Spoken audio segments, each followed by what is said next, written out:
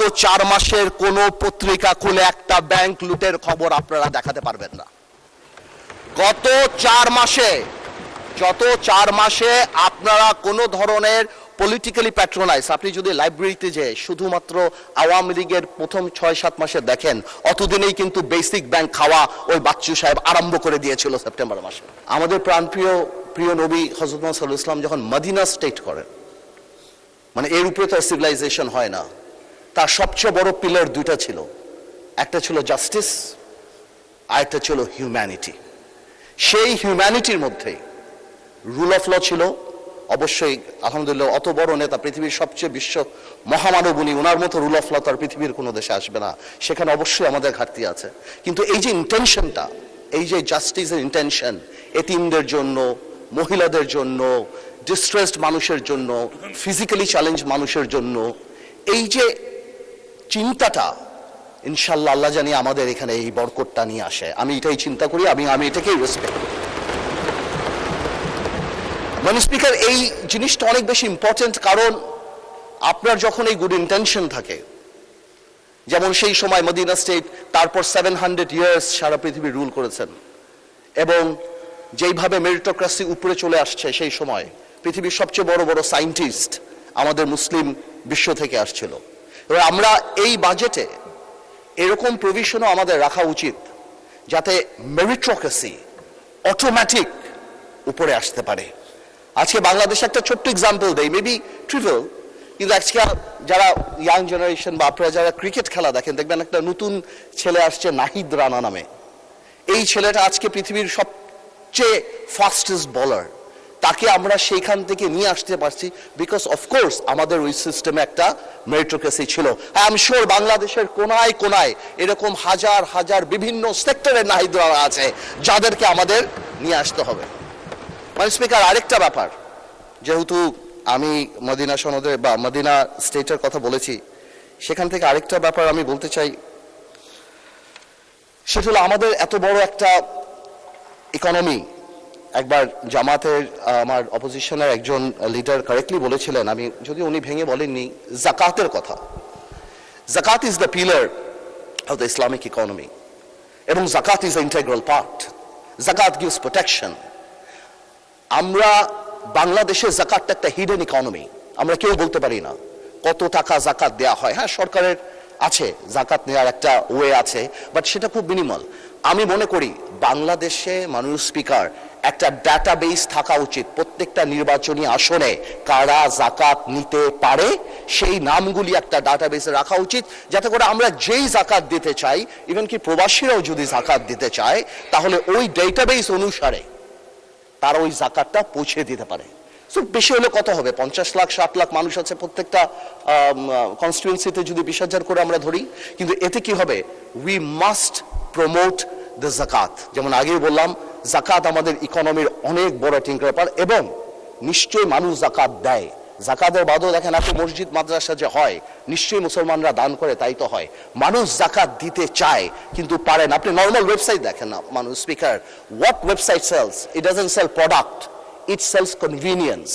আজকে যদি এরকম ওয়েবসাইট আমাদের থাকে, যেখান থেকে বা অ্যাপ থাকে, যেখান থেকে তাদের কাছে কার্ড থাকে, তাদেরকে আইডেন্টিফাই করতে পারি, অনেক প্রবাসী মানুষ আছে। আমি সব মাননীয় প্রধানমন্ত্রী ইংল্যান্ডে ছিলেন, দেখবেন আমরা ইংল্যান্ডে আপনার টিভিতে দেখতাম 1 ঘন্টার মধ্যে বাংলা চ্যানেলে সিলেটে কোনো একটা মসজিদে হাজার হাজার পাউন্ড তারা বের করে ফেলতো। ওয়াই?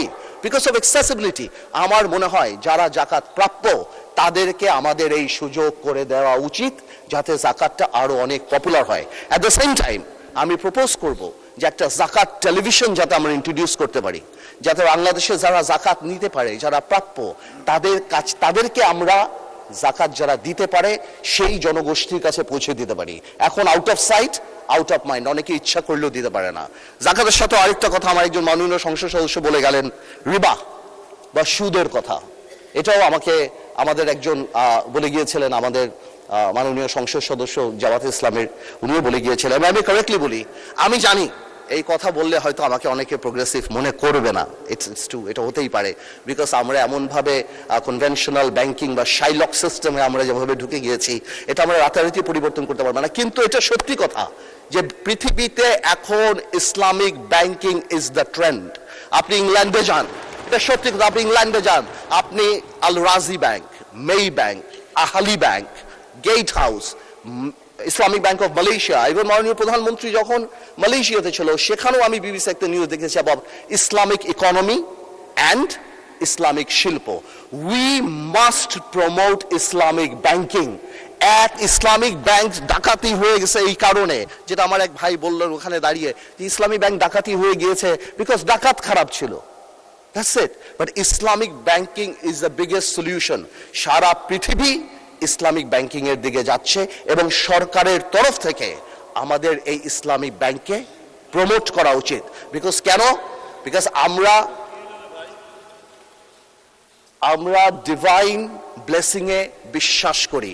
আমরা বিশ্বাস করি ইসলামিক ব্যাংকিং যত প্রমোটেড হবে বাংলাদেশে, ইসলামী হবে, আল্লাহ তাআলার সেই রহমত ডিভাইস ব্লেসিং আমাদের উপরে আসবে।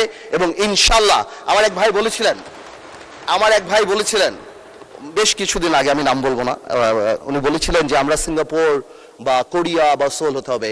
আপনারা যদি সুইসাইড রেট দেখেন তাহলে আপনারা অবাক হয়ে যাবেন যে পৃথিবীর সেকেন্ড আর থার্ড সুইসাইড রেট সবচেয়ে বেশি হলো কোরিয়াতে।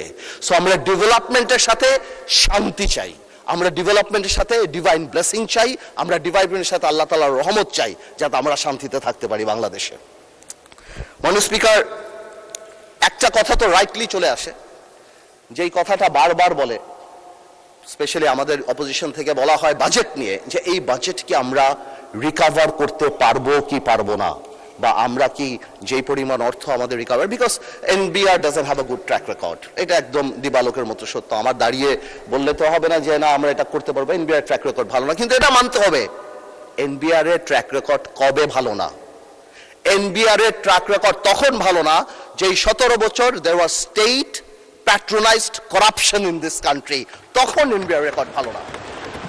যখন এই বাংলাদেশে বাজেটই করা হতো, সেই দরবেশ লোটাস কামালের একটা গ্রুপ মিলে যাদের কাজই ছিল কিভাবে আমরা বাংলাদেশকে লুট করব, এবং যেহেতু তাদের লুটের প্রসেসটা যাতে খুব সিম্পল হয়, যে পাইপলাইনটা এনবিআর এর ডিরেক্টর থেকে আরম্ভ করে যে প্রসেসটা, তারা সবাইকে করাপ্টেড করতো।